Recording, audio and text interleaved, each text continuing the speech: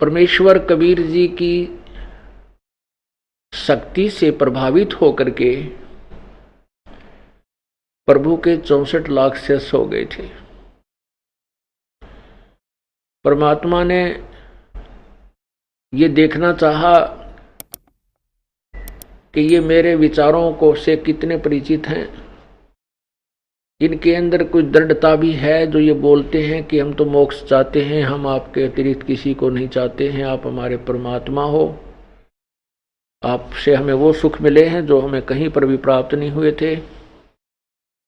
ये ऊपरले मन से कह रहे हैं या इनके अंदर भी कोई स्थान है। ये परीक्षा लेने के लिए परमात्मा ने, कबीर परमेश्वर ने एक लीला की थी। अपने प्रिय भक्त, प्रिय शिष्य रविदास जी से कहा कि आप मेरा सहयोग दें, मेरे साथ रहें। सब कहानी उनको बता दी थी पहले। परमात्मा ने एक हाथी किराए पर लिया एक दिन के लिए।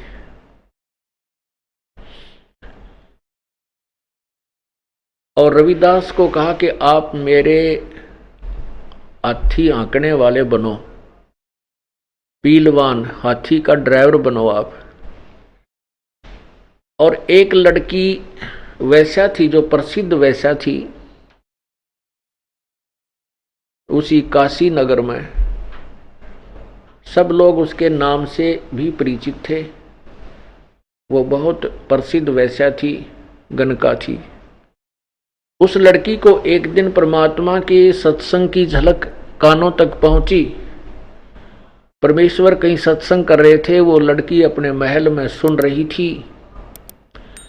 उस बेटी को एकदम प्रेरणा हुई कि मैं तो बहुत दुष्टकर्मी प्राणी हूं, बहुत दुष्कर्मी हूं, मैंने तो जुल्म कर दिया, अपना जीवन बर्बाद कर लिया। परमात्मा ने जो मनुष्य जिस वास्ते दिया था उसका तो मैंने लाभ उठाया नहीं। इतनी प्रभावित हुई और उसने आकर के परमेश्वर के चरणों में नमन किया और कहा, प्रभु आप कह रहे हो सत्संग में कि सत्संग में सभी प्रकार के पापी, कोई कैसा भी महाघोर पापी क्यों ना हो, उसका भी उद्धार हो जाता है। परमात्मा, क्या मेरा भी उद्धार हो सकता है? प्रभु ने कहा, क्यों नहीं बेटी, नौका जल से चल रही है, उसमें घास रखो चाहे पत्थर रखो, नौका का स्वभाव है उसको पार कर देने का। आप भगवान की चरणों में आओ, उनका नाम जाप करो, कोई कितना भी दुष्कर्मी है उसके पाप परमात्मा अक्षमा कर देता है, यदि वो सच्ची श्रद्धा से, सच्ची लगन से परमात्मा की शरण ग्रहण करता है, अव्यभिचारी विधि से जो परमात्मा की साधना करता है। प्रभु ने पूछा, अब क्या ऐसा बेटी, पाप तो वैसे इस सृष्टि में कोई भी ऐसा नहीं है जो पाप ना करता हो। वो पुण्यात्मा है जो अपने पापों को पहचान करके दुखी हो जाते हैं। आप क्या काम करते हैं? तब उसने बताया, भगवान मैं ऐसे ऐसे गणिका हूं और मैंने आपकी अमृतवाणी सुनी प्रभु, मैं बहुत प्रभावित हो गई हूं। तब प्रभु ने कहा, बेटा अपना जीवन सफल कर, बुराई त्याग दे और भक्ति कर। तो उसने भक्ति करना शुरू किया और प्रभु ने कहा, बेटी सत्संग में आया कर, सत्संग में आने से आपको ज्ञान होगा और ज्ञान ही आपको रोक पाएगा। तो वो सत्संग में आने लग गई। वो लड़की सत्संग में आने लगी तो वो प्रसिद्ध थी, एक दूसरे तीसरे सब भक्तों से एक दूसरे को सुन करके सुरसुर होने लगी कि ये तो गंदी औरत है, ये सत्संग में आती है, अच्छी बात नहीं है, लोग क्या कहेंगे, गुरुजी की बदनामी होएगी। तो वो जो पुराने शिष्य थे, वह बहन बेटियां और भाई कहने लगे, उस लड़की को धमकाने लगे, उसको बार बार परेशान करने लगे कि तू मत आकर सत्संग में, यहाँ पर तेरे कारण हमारी बदनामी होती है, गुरुजी बदनाम हो जाएंगे, ऐसे ऐसे। उस लड़की ने परमात्मा से प्रार्थना की, प्रभु सचमुच में वास्तव में तो बहुत बदनाम औरत हूँ, बहुत गंदी हूँ, इसमें कोई शक नहीं परमात्मा। लेकिन आपके वचनों से मुझे कुछ धैर्य हुआ था कि पापी भी पार हो सकते हैं। ऐसे कहकर वो बहुत बुरी तरह रोने लगी। तो प्रभु ने पूछा, बेटी बात बता क्या है। परमात्मा ने कहा, उस लड़की ने कहा कि प्रभु ऐसे ऐसे कुछ भक्त, कुछ बहन मेरे साथ ऐसे ऐसे व्यवहार करती हैं और कहती है तू गंदी औरत है, या मत आया कर।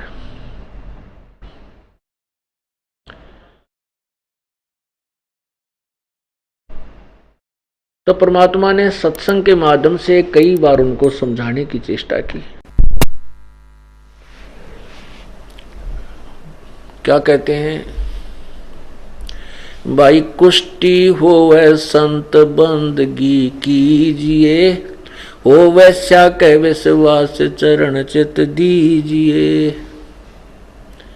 परमात्मा कहा करते, यदि भक्त कोढ़ी भी हो और सत्संग में आ गया है, चाहे वो कोढ़ी है, कितना ही भयंकर, कोढ़ से बूंदा रोग नहीं होता जिसमें माखी बन के और उसका चाम मांस कट कट गिरता होता है। कहते हैं ऐसा भी कोई भक्त नाम ले रखा है, उससे भी आप नफरत मत कीजिए। और हो वैश्या के विश्वास चरण चित दीजिए। यदि किसी गण का भी शरण में लगी हुई है, प्रभु की दृढ़ता से विश्वास के साथ वो भक्ति कर रही है, उसको भी आप आदर की दृष्टि से देखना और आम बहन भाई की तरह उसको प्रणाम करना, सच्चाई बोलना। क्योंकि सत्संग में अगर नहीं आएंगे तो विकार कैसे छूटेंगे, अपनी कमजोरियों का पता कैसे लगेगा, निर्मल कैसे होंगे। यदि हम सरोवर में जल में कपड़े को भिगोएंगे ही नहीं, उसमें डालेंगे ही नहीं, डालने देंगे ही नहीं, तो उसका मैल कैसे छूटेगा। परमात्मा समझाया करते थे। गीता जी में भी लिखा है कि चाहे कितना ही व्यभिचारी व्यक्ति क्यों ना हो, वो भी संत साधु यानी भक्त मानने योग्य होता है।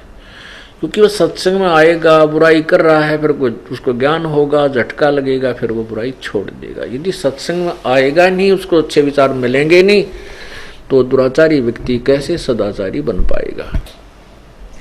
वो बाज नहीं आते, वो अपने ही सोच से, अपने ही विचारों से चलते होते हैं। वो संत के विचारों को न मान करके अपने आप को वो ज्यादा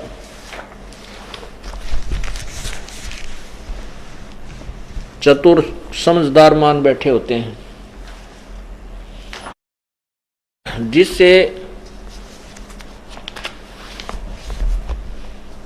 सत्संग की मर्यादा समाप्त हो जाती है।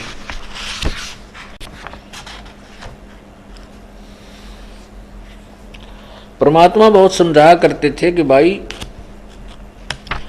सबसे पहले इंसान को अपने अंदर झांक कर देखना चाहिए, दूसरे में बुराई निकालने से पहले अपने अंदर झांकना चाहिए। परमात्मा कहते हैं, बुरा जो देखण में चला, बुरा न मिलिया कोई।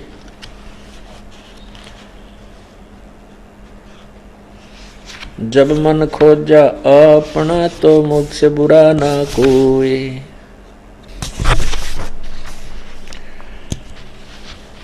परमात्मा ने बहुत से उदाहरण दिए कि एक नगरी में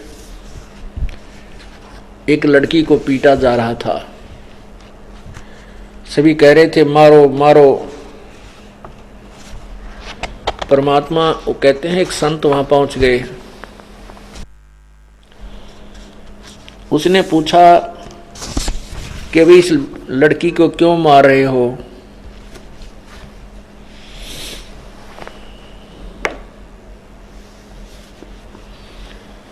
तो उन्होंने बताया कि ये बहुत नीच है, उल्टा है,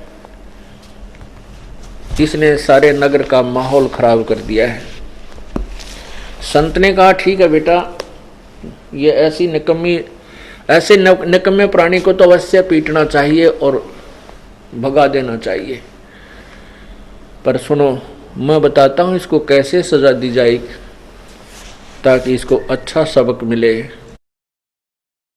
उन्होंने कहा, सब खड़े। उनको पता था कि संत बड़ा सिद्धि वाला है और इसके वचन में बहुत शक्ति है, यदि इसने जो बात कह दी तुम्हारे ऊपर आपत्ति आ जाएगी, इसलिए उसकी आज्ञा का पालन करना उन्होंने अपनी मजबूरी समझी। सब खड़े हो गए, रुक गए, अर्थात उस लड़की को पीटना बंद कर दिया।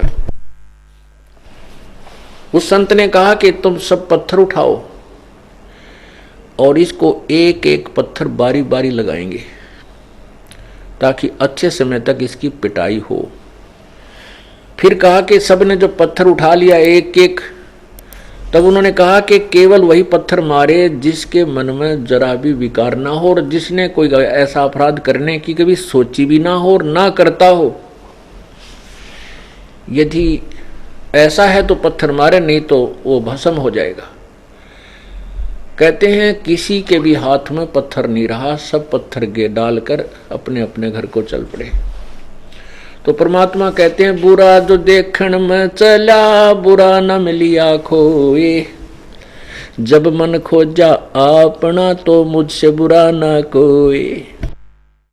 हम इतने पाप करते हैं लेकिन दूसरा कोई किसी के विषय में वही झूठा साचा सुनते हैं तो उसको बड़ी घृणा की दृष्टि से देखते हैं और अपनों को कभी नहीं उगाड़ते। परमात्मा ने बहुत बार कहा लेकिन उन शिष्यों के वो बाज नहीं आए, क्योंकि वो तो अनाड़ी टोल इकट्ठा हो रहा था, देखम देखा लाग रहे थे, उनको ज्ञान नहीं था। परमात्मा कहते हैं, ज्ञान संपूर्ण नहीं भया डरदा नहीं छदाए, देखा देखी भक्ति का यो रंग नहीं ठहरावे। ज्ञान संपूर्ण होया नहीं और हृदय नहीं छिदाए, यानी हृदय में उसकी कसक नहीं बनी, हृदय में दिल में जगह नहीं बनी कि इस ज्ञान और इस परमात्मा संत के अतिरिक्त कोई ठिकाना नहीं है। ज्ञान से बनती है ये बातें।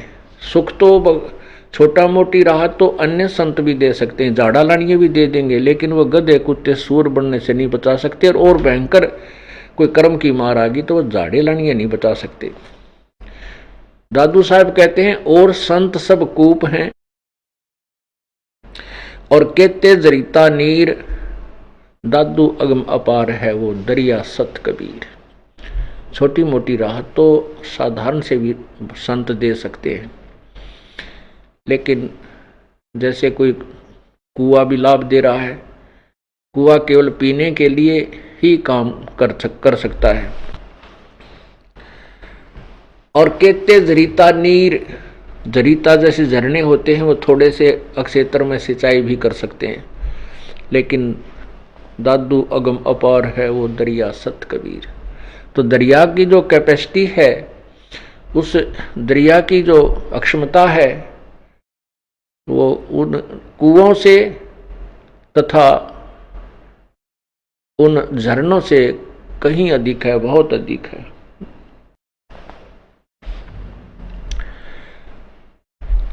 इस प्रकार परमात्मा ने सोचा कि ये सारे सुर सुर सुर सुर कर रहे हैं। परमात्मा उस लड़की को मैं तो अच्छा देते थे, बेटी तू अपना भक्ति कर, इनकी मत सुन, तुझे कोई कहता है तो मुझे बता। लेकिन वो पुण्यात्मा थी, वो किसी व्यक्ति विशेष का नाम नहीं लेती थी, कहती जी कोई सभी ऐसे बोलते हैं, कोई भी मुझसे जो है ना श्रद्धा यानी सद्भावना से नहीं पेश आ रहा। तो परमात्मा कहते तो आया कर बेटा, घबराना नहीं। तब प्रभु ने कहा, तो वहां प्रभु ने देखा कि ये सब चलो इनके मन में जो दोष है, क्योंकि कुछ एक ऐसे भी दुष्ट आत्मा होते हैं परमात्मा में भी दोष निकालने लग गए थे। तो परमात्मा ने सोचा कि ला इनकी आज सारी ये ऐंठ काट दूं। तो रविदास जी से कहा कि रविदास एक हाथी किराए पर कर लिया एक दिन का, और आप मेरे पीलवान बनो, हाथी के ड्राइवर बनो। और उस लड़की से कहा बेटी कल तू अपने सुंदर गहने पहन के, सारे हार श्रृंगार करके, सब तरह की टिक्की बिंदी ला के और हमारे साथ आना, अपने जो सारे श्रृंगार करना। तो उसने कहा ठीक है पिताजी, जैसे आप आज्ञा दोगे, आपकी बेटी, आपका शरीर। तो उसने, लड़की ने अपना सब श्रृंगार किया, परमात्मा के पास पहुंच गई उनकी झोपड़ी पे। वहां एक हाथी ला रखा था। परमात्मा ने एक गंगा जल भर लिया बोतल में, शीशी में, लड़की को हाथी के बीच में बैठा लिया। रविदास जी आगे हाथी को ड्राइव कर रहे थे और परमात्मा पीछे बैठ गए।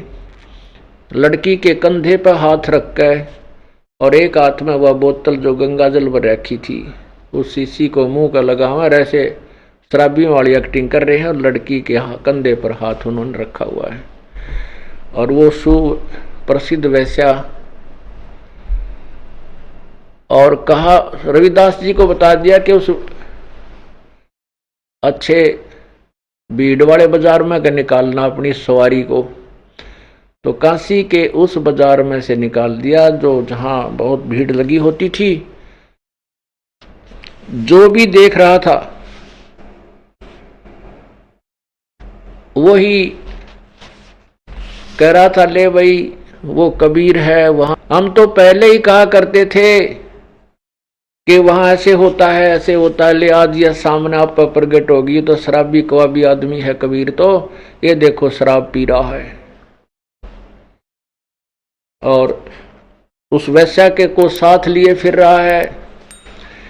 अब वो जो बगैर नाम वाले थे, जो परमात्मा के शिष्य नहीं थे, वो परमात्मा के शिष्यों को लाओ पकड़ पकड़ के कि आ जाओ दिखाऊं तुम्हारे गुरु की के काले कारनामे, ये देखो वो क्या कर रखा है, शराब पी और वैश्या को साथ लिए सरेआम घूम रहा है। इसने ये नहीं मालूम इतनी दारू पी रखी, आज तो इसको ये नहीं पता तू कहाँ घूम रहा है। अब जो नकली शिष्य थे वो कहने लगे, कुछ एक ने तो वहीं कह दिया कि मैं ना था इनका शिष्य, मैं तो वैसे जाता था। कुछ एक ने कहा कि मुझे तो फलाना लेके जाया करता, मैं तो उसकी शर्म में जाया करता। कहने का भाव ये है, 64 लाख के 64 लाख शिष्य अब अपने कर्म बिगाड़ के भगवान को ना पहचाना और भगवान में से दूर हो गए। कुछ एक पुण्यात्मा ऐसी थी जिनको ये ज्ञान था, परमात्मा का सत्संग सुन रखा था कि गुरु की बुराई ना करनी चाहिए,